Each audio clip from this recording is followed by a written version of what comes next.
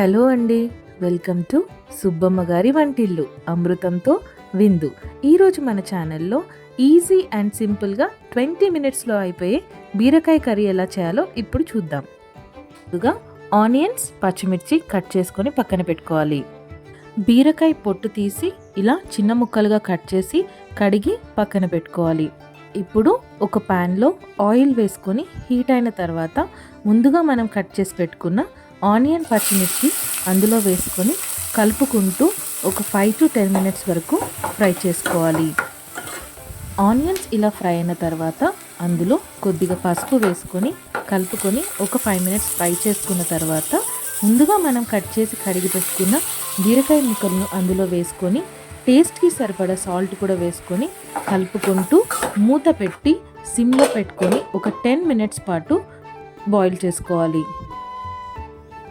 10 minutes తర్వాత మనకి బీరకాయలో వాటర్ అంతా ఇలా వచ్చేస్తుంది. ఒకసారి కలుపుకొని ఇంకా వాటర్ మొత్తం ఇంకకపోతే మళ్ళీ మూత పెట్టుకొని ఇంకొక 5 to 10 మినిట్స్ వరకు బాయిల్ చేసుకోవాలి. 5 మినిట్స్ తర్వాత మూత తీసుకొని చూస్తే మనకి వాటర్ అన్నవి ఇలా ఇంకుతుంది.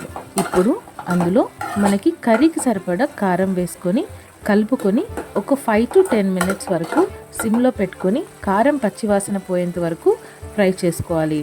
కారం పచ్చివాసన పోయి ఇలా ఆయిల్ సపరేట్ అయిన తర్వాత అందులో ఒక గ్లాస్ వాటర్ వేసుకొని కలుపుకొని మూత పెట్టుకొని ఒక 15 మినిట్స్ వరకు సిమ్లో పెట్టుకొని బాయిల్ చేసుకోవాలి.